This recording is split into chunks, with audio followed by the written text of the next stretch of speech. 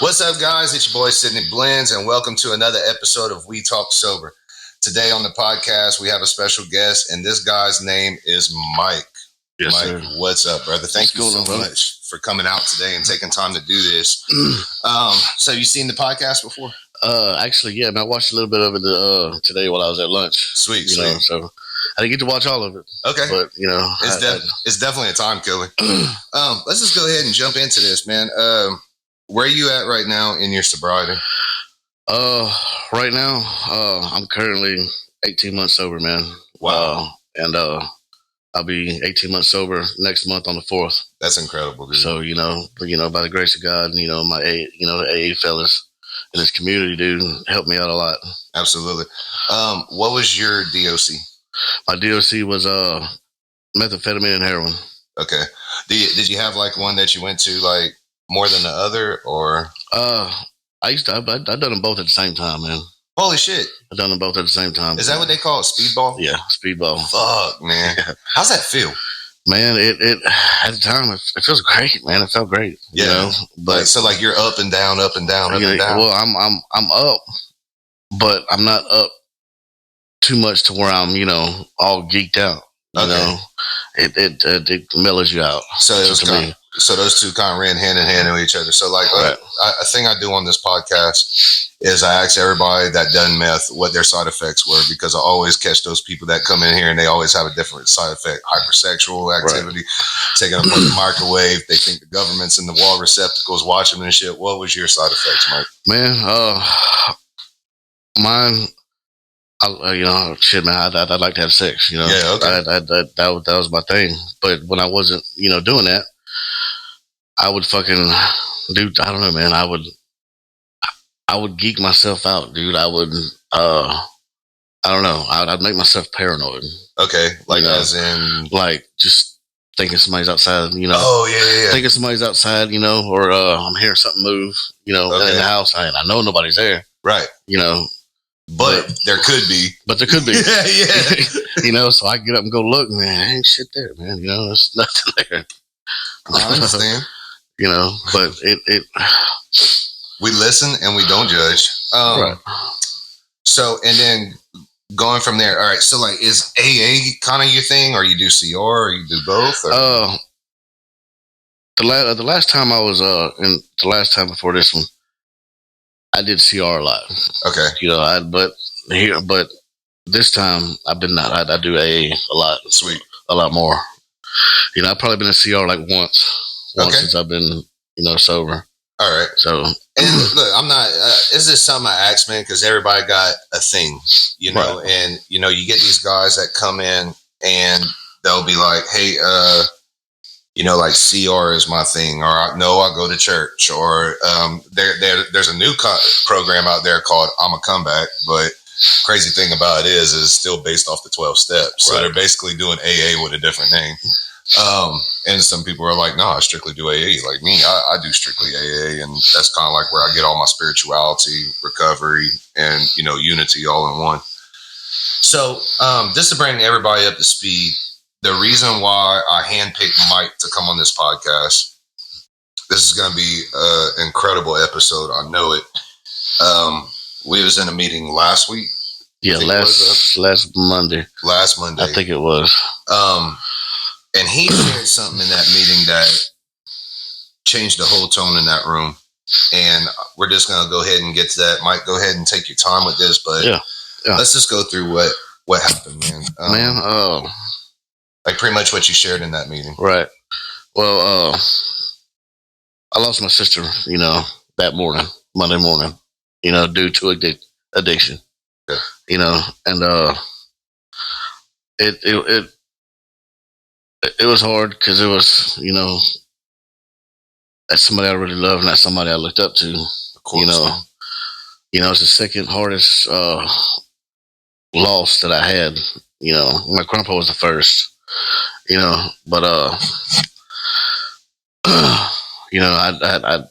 I tried to get her to AA, but I could only do so much. I know I did my part. Absolutely, yeah. But she always told me, brother, that ain't the life for me. It's that's not me. I can't do it. you know, but I'm proud of you. So, you know, and especially Monday morning, and she sent me a message Sunday saying, I love you, brother. I'm proud of you. You know, and the next morning, you know, I get a message saying, hey, man, your sister died. You know, fucking, my heart dropped, man. Of course. I mean, I couldn't, I knew it was coming. You know, I just, you know, you never know when. No, you never know when. You know, it's just like, you know, playing Russian roulette, man.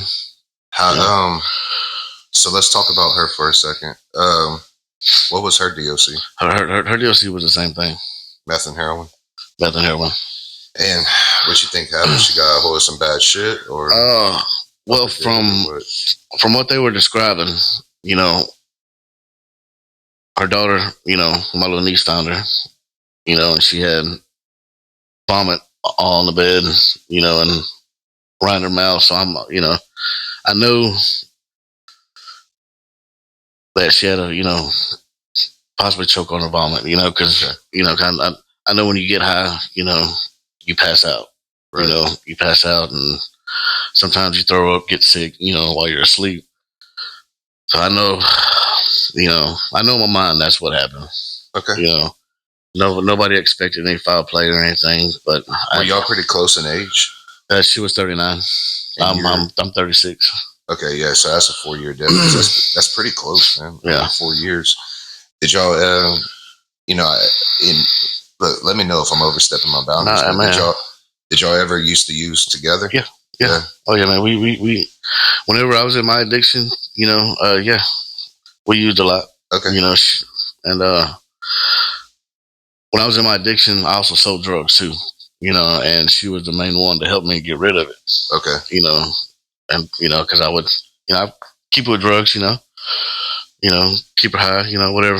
Yeah. You know? I mean, so I'm not drugs per se. I'm alcohol.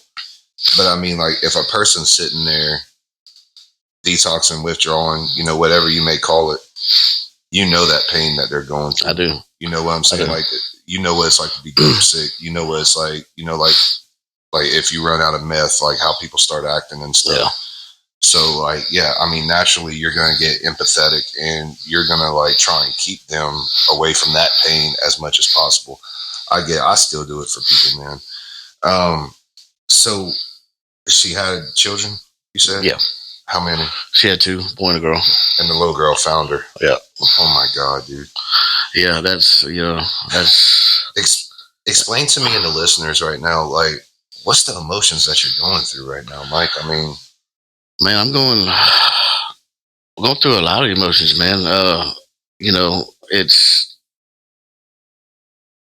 to be honest with you, it's hard to explain, you know, because really this is the first death that I experienced sober. Okay. You know, and it just so happened to be your sister, right?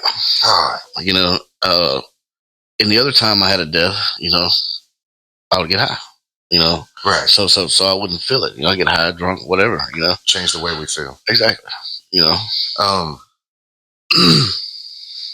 are you? And I'll ask this. You know, like, are you kind of like feeling like you're angry at God, like in a way, or you know, are you where you're at, where you're like, I'm thankful for the experience, or like, I'm. How's it going with your higher power right now? I have no reason to be mad at God. You know, I know in my mind that both of us did what we could. Yeah. You know, I mean, if you know, I'm pretty sure God tried to put it in her heart to get sober. You know, but she didn't want to do it. You know, I mean, that's the way I feel. I mean, yeah, dude. And you know, one thing that I find working with alcoholics and addicts, and me being one myself, is like, if I'm in full blown addiction, right? If I'm in full blown addiction, God could come from the heavens and sit down on the side of my bed and say, like, come with me to treatment. And if I'm in that full blown addiction state of mind, bro, I'm still not going. I don't care if you got it or whatever. and it's the way my mind works. But like more on how hers worked. Why do you think she never went to treatment? To be honest with you, man, I don't know. And she never really gave me a reason. She never gave me, you know, she never told me, dude. She just told me that it wasn't for her. You think it was like maybe a fear thing, or I'm thinking it was a fear thing. Because me first time going to rehab, I was scared. Yeah, yeah. I was scared. I didn't know what the hell was going to go, what was going to happen. So yeah, I think she was scared. And another part of me was like, well, she's just used to living that life. She just wants to live it out that way. So, like, how's your parents taking this? Is y'all's parents pretty close with y'all, and like the relationship with you and your family and your sister and all that? Is that pretty tight knit? It's iffy. Okay, it's iffy. How are they taking everything? Really, man, I haven't talked to anybody since I found out. Okay.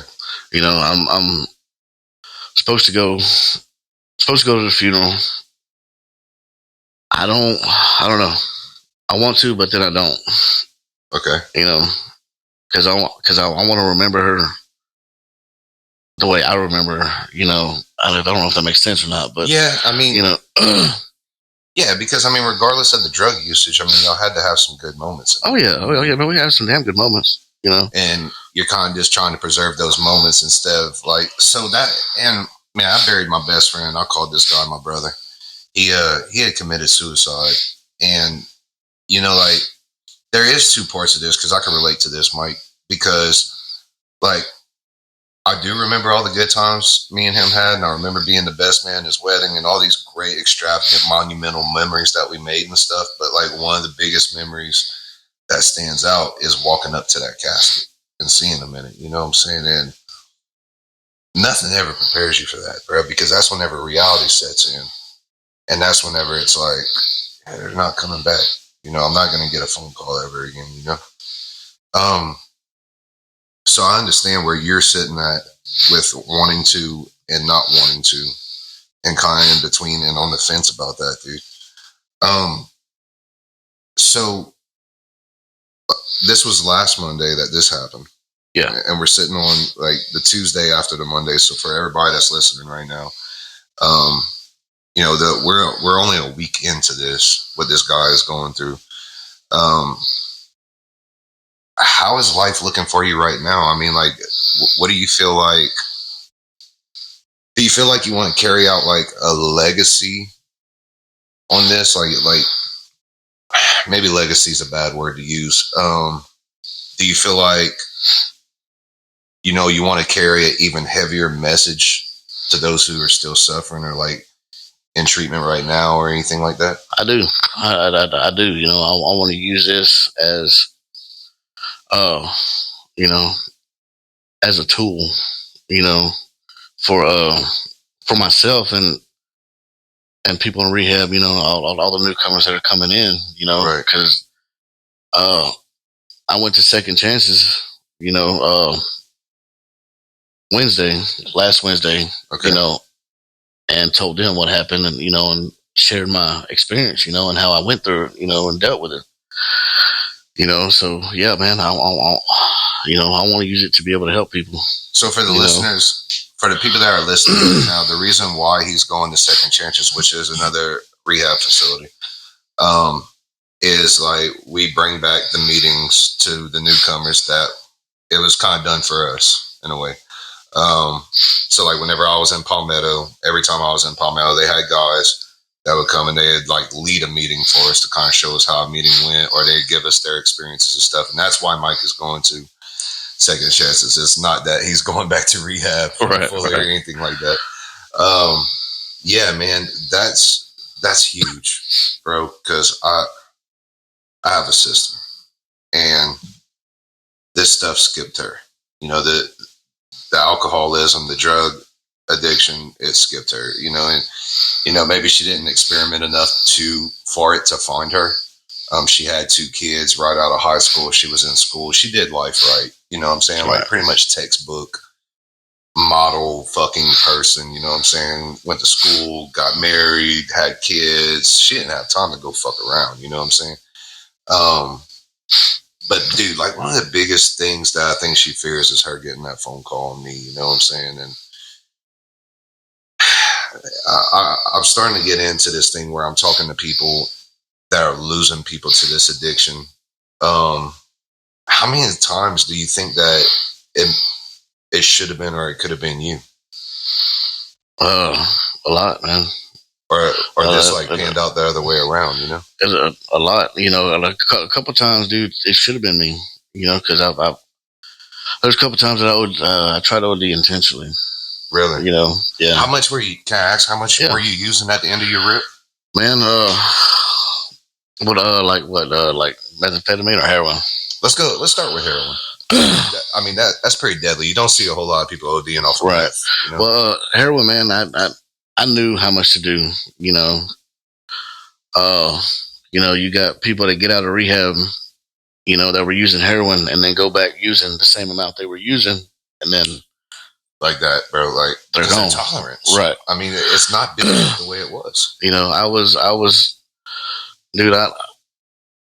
I'd say, man, I was using maybe, I don't know,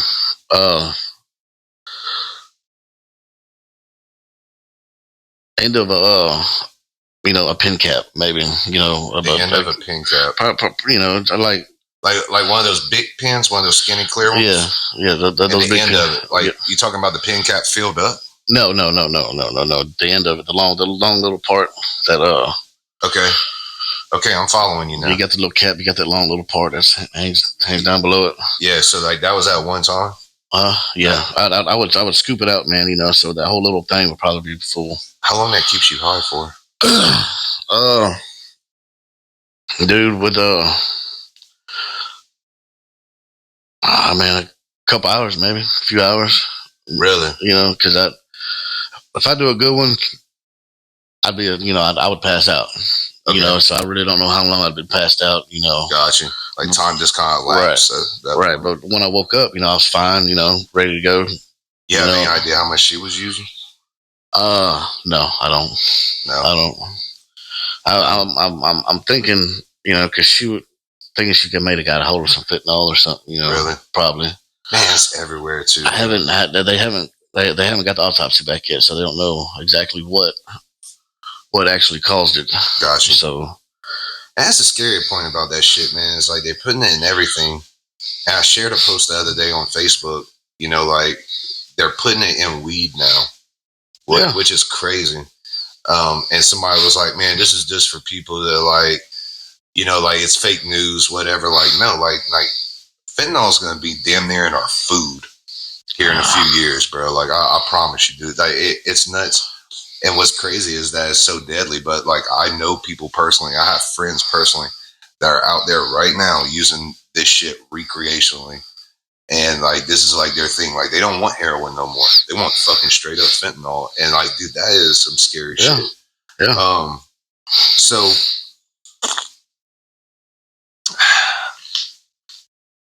How are the kids taking this? I haven't talked to them. Okay. You know, I haven't talked to them. I'm scared to talk to them. You know. Really? Yeah. To be honest with you. What's your fear on that? Just their emotions. Yeah. You know, and me, I might look like a hard ass, but you know, I'm you know, big softy. I'm a big softy, man. I get it, you know, I get I'm a big softy. I wouldn't expect anybody to have their hard ass hat on in this situation at all, bro. Well, let's talk about her, man. Let's chill on her memories a little bit. What was she like whenever she wasn't, you know, using or? Dude, she was a wonderful person, man. You know, and even when she was in addiction, she was a good mom. Really? You know, so it whenever she was not high, you know, hell man, we used to do, you know, we do a lot of shit together, you know. We go out of town, you know, somewhere just random, you know, we'll go drive, whatever. Amazing. You know, just hit the road, man. She was my, you know, she was my ride or die sister. That was you a know, road dog. right? You I know, love it. she'll call me up one day. You know, she'll be like, "Hey, I need to get out the house. Let's go drive. Let's go do something. Yeah. All right, come on, let's go." You know, we'll burn a tank of gas, man. You know, just fucking drive and listen to music. You know, Yeah, why not? I mean, you know, there's one time, hell, we drove to Galveston. All the way to Galveston just to drive. We just drove all the way to Galveston, man. Hell yeah. Drove to Galveston, you know, and drove back.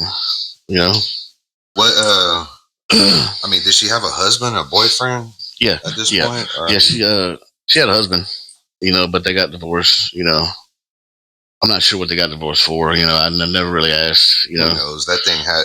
You know, you start on one reason, and like right behind one reason, here comes like 17 more flying at you.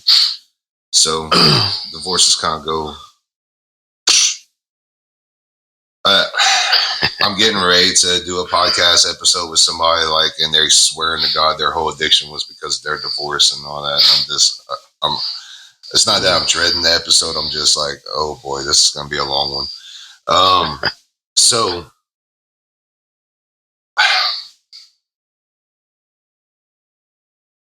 what would you say to the people that are out there right now struggling with this stuff, struggling with the same stuff you and her struggled with? I mean, doing like our meth addicts or heroin addicts. Right?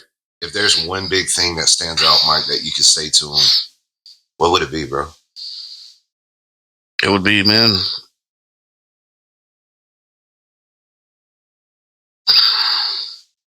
I would tell them, you know, oh man. Dude, I was telling them stop doing what they're doing, man. Find it in their heart, man, and to stop using, because sooner or later, you know, you're eventually gonna hit your rock bottom, you know, and when some people hit their rock bottoms, you know, they don't know what to do. You know, sometimes they commit suicide, you know, or whatever, you know, and or whatever they might do, you know, fucking put the shit down, you know, and go get help, because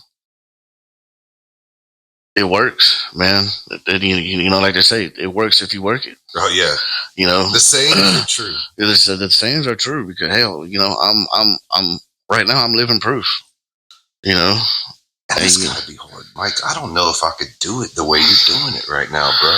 Like, God, bro, you gotta know how strong you are right now to be going through this sober. I might look like I'm strong, but it's hard, dude. You know, it is, because whenever I got that message, dude, you know, my first thing was to, you know, fuck it, man. Yeah, your first instinct.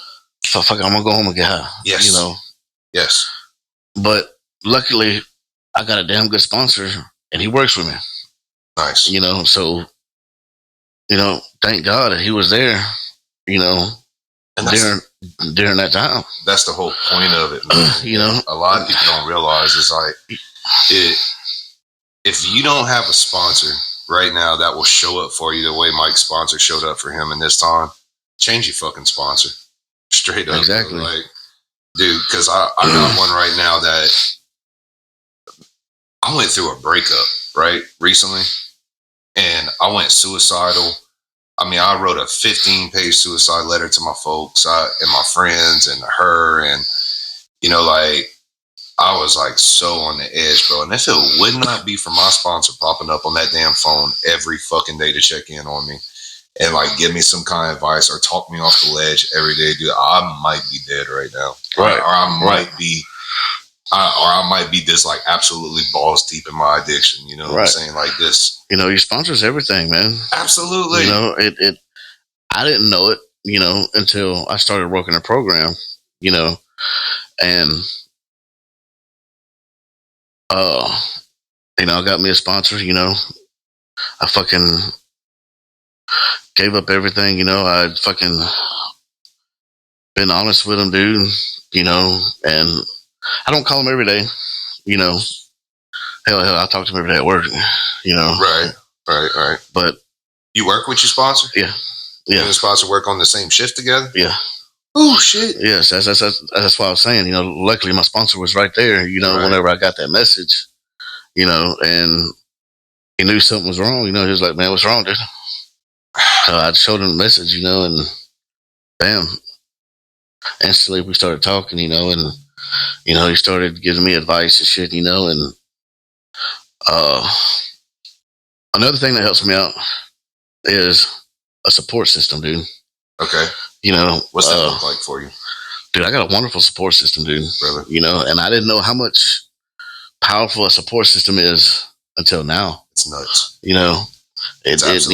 I always thought it was a joke, but now that I'm going through something, that's serious, the support system that I have is fucking amazing, dude.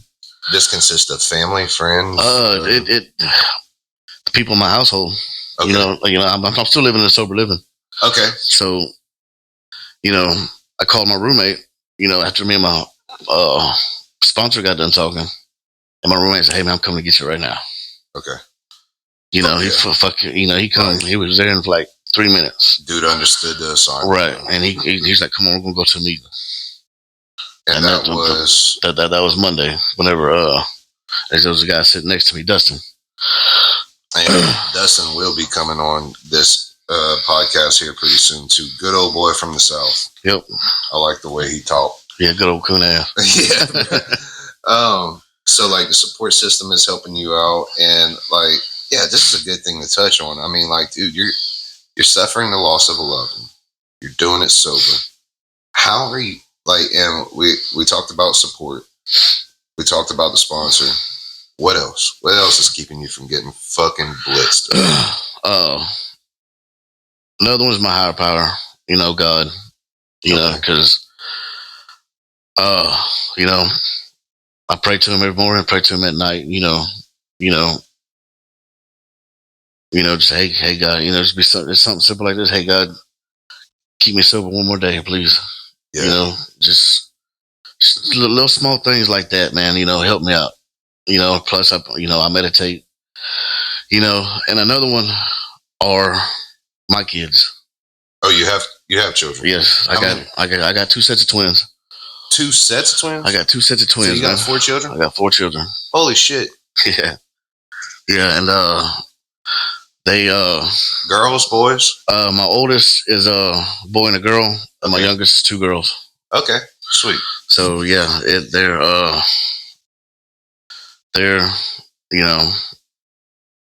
a big part of that too. Yeah, bro. You don't, because I wasn't there like I should have been. Right. Due to my addiction.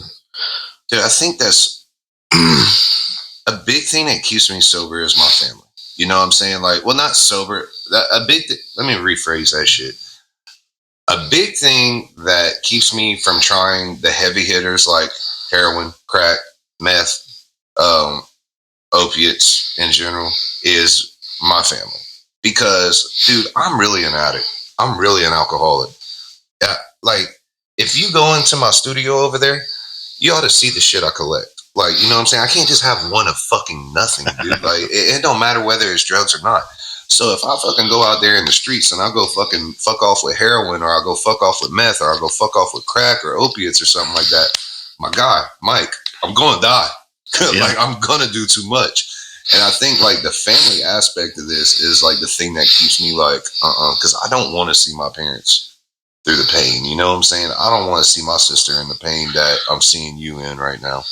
And it's not saying that one's better than the other, but, like, I'm thankful for experiences like yours to where it's like a reality check that I'm not fucking superhuman. Right. You know what I'm saying? Like, that I'm very human, in that, like, the shit can easily just as much happen to me as it can. Like, I want to use it for example, but like your sister, you know what I'm saying? Like, just one day, this fucking cord is pulled, Right. And I don't, I'm gonna give another reason too, is I don't want my kids, walking in and seeing me, dude. laid out, died, dead. That's another eye opener too. Because I don't, I don't know. I think about it, and I can't, I start crying. It's like, damn, what am I? It could easily been you. Exactly. Exactly. By the grace of God, right now, you're about to hit on 18 months. 18 months, dude. And I'm blessed. Yeah, dude. I've never been this sober this long, man. No, this is the longest amount of time you've had sober. Yep, longest I've ever. Is this your first attempt? What, to get sober? Yeah. This is my. Well, I've been to 3 other rehabs. Okay. Frequent flyer. You're right, but I did it for all the wrong reasons. Okay. I didn't do it for myself. I get that completely. And this 4th rehab I just went to, Cater Recovery in Shreveport. I told myself I'm gonna do it for myself. Okay. And I'm gonna try their way of life. And lo and behold, here I am, dude, talking to you. Yes. On a podcast. That's nuts. If you would have told me 18 months ago that I would be sitting here talking to you on a podcast, like, oh shit, man, whatever. It's and yeah, in Monroe. In Monroe, yeah. Bro, fuck Monroe. But if you want, look, I'm not saying that. If you want to get sober, this is a great place to start. You know what I'm saying? Because our sober community is huge, massive. We actually have one of the biggest in the world. Like, I heard. Like, we are top 5 in the world on sobriety communities. It's crazy. Yeah, I didn't know that, and I would have never guessed that because this town is so small. But you look at people who are trying to get sober and staying sober. I mean, this is kind of where it's at. If I would go back to Lafayette right now, I'd be fucking dead. Yeah. I'm sure, like, same thing for you. You're Shreveport? Yeah, Shreveport. Is that where you're from? Yeah, Shreveport, Louisiana. Okay. Are you originally from there? Because I actually, whenever you got here, like, you're Mexican and Puerto Rican, right? Yeah. Were you born in the States, or were you? Yeah. I was born in the States. So you kind of just got both ethnicities. Yeah. Was your parents addicts, alcoholics at all? My dad, my biological father, he drank. Okay. And my mom and my stepdad, they both were addicts. So you feel like, all right, like coming up, and this, you got to answer for your sister too. Like, whenever y'all found this stuff, whenever you found meth, whenever you found heroin, was this like the moment that the light came through the refrigerator and beamed in on life for you? Like, like, this was the stuff. Yeah, man. Once I started doing methamphetamine, I was like, where's this been at? Right, this is what I've been missing. You know what? I was like, hell, felt like Superman, dude. Yep, I hear that a lot. I have never done meth, but I hear a lot of relatable stories to this. But in the end, dude, it sucks. It only lasts so long. Yeah, it don't last forever. And then the party's over. Yeah, what they say, like, y'all get high for maybe a few hours, and then the rest of it's just a bunch of paranoia. And Yeah, that's crazy to me. Yeah, but once my high goes away, I'll drop another shot. Do another one. That's when I get more paranoid and keep. What's the longest you ever stayed up for? The longest I've ever stayed up was almost 14 days. God damn. 14 days. No sleep at all? No sleep. Holy shit. No sleep. Well, I take that back. I lie. Because I'd say it was maybe about 10 days, because eventually your body's going to just shut down. Right. So I say about 10 days, I probably maybe slept 7 hours, but woke up 20 minutes later, It's like, I don't know, it felt like I slept 7 hours, but it was only like maybe an hour, 15. Yeah, your body is still speeding. So God, just wind up getting high, getting high some more, just keep on going. Dude, that sounds miserable as fuck. It is, dude, because sometimes I didn't even get high, man. I would just do a shot and just go. Like, whenever you say do a shot, because I ask people that too, like, what is your main way of, like, a syringe? No shit. Yeah, that's the way I got high. Heroin too? Yeah. Damn. Yeah, I was a extreme IV user, man. Really? What was that? Where you kind of started, or you kind of started smoking? No, I started smoking it, Okay. but I wound up seeing my wife doing it. Wound up seeing my wife doing it, and I got pissed whenever I found out she was doing it. With the syringe, and I just told her, I was like, hey man, I want to try it. Mm. And I was like smoking dope for the first time. No I was like, it's like, what the fuck have I been? Yeah, that high you're trying to chase is back in full effect. Back in full effect, dude. That's crazy. I started doing it there from now on. So the wife was an addict as well. Yeah. She was. She's sober now. Sweet. She's sober. We're still married, but we've been separated for 9 years. But but she's sober. She's doing good. Right, bro. God bless her, man. Like, because has she been there for you throughout this, or I mean, well, I'm assuming this is your children's mother. Yeah. Okay. Since I've been sober, yeah. Okay. Yeah, she we've been talking, and but whenever I'm out there on the streets, she's distant. As she should, right? I understand because she don't want it. She don't want me to affect my kids. And I can see where she's coming from with that too. Dude, that's and I mean, like, I can't say I blame her. If you're doing good, I'll help you. And that's how my parents are towards me. That's how all my people are towards me. Right. If you're doing good and you're trying to help yourself and you're sober, yes, we will talk to you. We will help you out. We will, we'll be empathetic and everything you need us to be. But the second I put that beer, vodka, anything in my body, bro, like, my people are like, fuck you. Like, no, bro. Yeah. I ain't trying to hear none of that shit you talking, because I heard it all before. You know what I'm saying? Yeah, well, me being sober, man, well,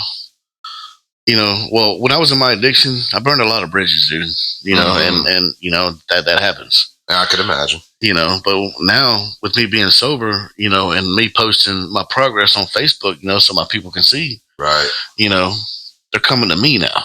Yeah, they're getting in touch with me, saying how proud they are of me.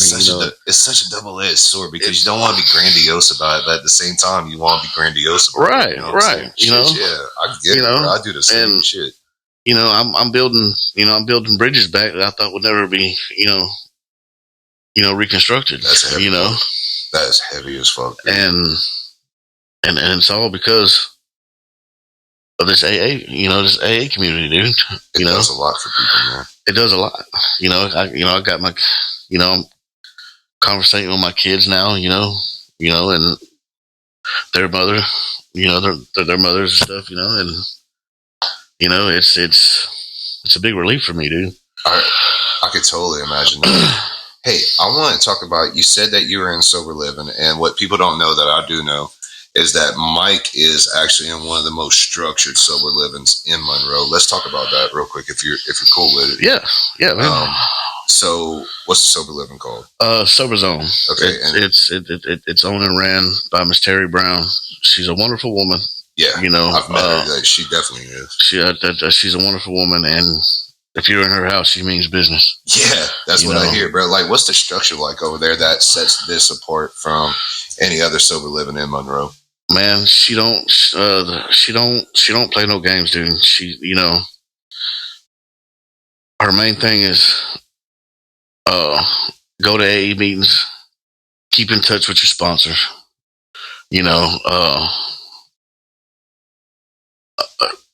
Those are what she's picky about. Yeah. Because, you got to set an example for the newcomers that coming into the house. One crazy thing that, yes, absolutely. Especially the ones coming out with crazy treatment systems. Right. You get some people that come out of like a not so great treatment center that kind of like a state funded facility. Right. Like one of those where they're sending like the jailbirds on drug court and all that. And you got like these guys that like kind of went in with the flock and cut up with them a little bit and think they're going to do that in like regular fucking sober living and shit. And it just ain't happening and shit. So yeah, you do got to say example. One big thing, which you're right, because I was sponsoring a guy that was in a sober zone house, And dude, she called me, or it was one of the house managers that called me, or something like that. And they called and checked on this guy. They was like, "Hey, bro, are you so and so sponsor?" And I was like, "Yeah, yeah." Why? Because like anonymity's kind of like right here and shit, you know. And it was like, no, like he's required to have a sponsor, and that's where I kind of like understood. But like, yeah, dude, they'll call and check if you're working exactly, with somebody. exactly. And let's like the employment thing is like kind of crazy over there too, right? Like, like if you don't have a job within a certain amount of time, they'll employ you at their own company because like Terry and them, or is that how it works? Am I understanding that right? I don't know how it was before I got there, but since I've been there, you know, I tried to get a job with them, but they didn't have any, you know. They didn't have any positions. They didn't have any positions That's open. understandable. So, you know. And if they do have a position open, I'm sure like they'll put somebody. Yeah, I've seen a lot of people in Sober Zone just like they own Browns. They own Browns painting and Browns roofing. Yeah, and like people like go and work for them and shit, and like pretty much right away, which is I think it's beautiful. You know what I'm saying? They got like, I'm not saying from the business aspect because I hate the fact that addiction is a business, but like in a business aspect, it's kind of genius. But like you're giving these guys another hopeful chance. You know what I'm saying? Because I see a lot of guys come out of treatment, they done fucked up their record. You know what I'm saying? They catch felonies, you know, theft, you know, like all this shit goes hand in hand with drug addiction and us being on our addiction. And we fuck ourselves out of some pretty good opportunities. You know, like I got hit for felony theft in my addiction. And like I even well after this passed, I tried to go to work for Cox Communications, which is like a cable company down south. And the dude looked at me and said, he's like, you would have had a better chance at fucking children than having felony theft on your record. I'm like, well, I'd rather you steal my TV than fuck my kid. You know what I'm saying? But like, that's how it was. You know, like I did that stupid shit while I was in my addiction. And then it fucking caught up with me. It was hard for me to find a decent job. Like basically the only jobs that I could find are like these mom and pop operations or this like fucking shady ass operations that are not doing background checks. So like, it's really awesome that like Terry and her husband is like doing this for addicts, man. And like the success rate of the guys that go to Sober Zone is astronomically great. You know what I'm saying? Like you got some houses where it's astronomically low, and you got some that are astronomically great. And I think Terry has one of those houses in Monroe. Yeah, Miss Terry has, you have a pretty damn good fighting chance if you want to stay sober. Exactly. It's the best, you know. So you know, it's the best sober living. And how much do you think of the sober living situation there contributed to your 18 months right now? Well, do you think it was location, or do you think it was the desire to stay sober, or what you think it was? Man, there's all of the above. Yeah. You know, I couldn't get sober back home. You know, so that's why I come here to Monroe. Right. You know, and I was recommended from rehab, you know, to Sober Zone. You know, Miss Terry allowed me, you know, to come into her home. Sweet. You know, and she told me what I had to do, you know, and how, you know, and I've done it, you know, and I'm still there. You know, I've been there for almost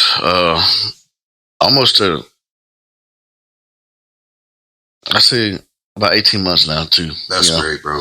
And dude, like I'm praying. I'm sure the listeners are too, but dude, we're praying for you so hard to make it through this thing, bro. And like, especially for your kids' sake. I'm getting towards the end of this thing where I gotta wrap it up, but I want to close with this, man.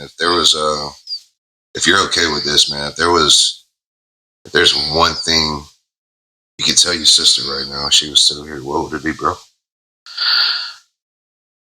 I would tell her, you know, I love you.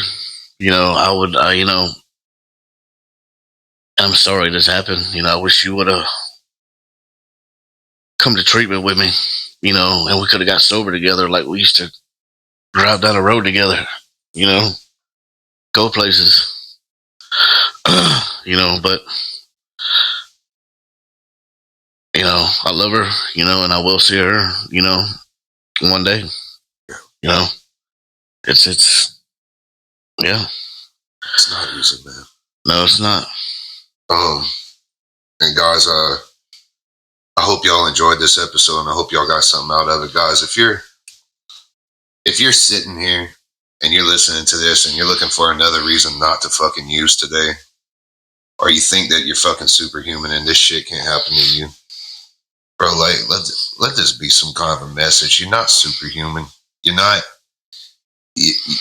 one of these people that's gonna like beat this shit 80 goddamn times, bro. Like, shit's constantly evolving. The shit's constantly getting stronger, and it's, like, sadly but truly, like, nobody's doing nothing about it. They're just letting, and the plug don't give a fuck about you. You know what I'm saying? Like, they're always gonna be there. They're always gonna be there. They want your business, man. If anything, do yourself a favor. Get off your ass. Get to a treatment center. Reach out to somebody that you know is in recovery and get your ass out of the situation you're in. Don't be sitting here, where me and Mike are sitting right now, like with a bunch of regret of, not maybe regret, but like just that what if we could have held on for one more day. You know what I'm saying? Like, think about how it's going to impact your brother, your sister, your husband, your wife, your kids, your family, your friends. I've buried friends, and it still affects me to this day, you know, and to this shit. So there's always a better way. If anything, you shoot me an email, shoot the channel an email. We'll help you out best you can. If you're thinking about coming to Monroe, we'll get you in a good sober zone house. Yeah, that's right. And other than that, guys, subscribe to the channel, hit that bell. It helps the channel grow. And we'll catch y'all on the next episode of We Talk Sober. Mike, thank you ever so much for coming out and taking the time. No problem, man. It was an honor, man. It definitely was, man. Thank you so much, bro. Yeah, man. All right, let's get out of here.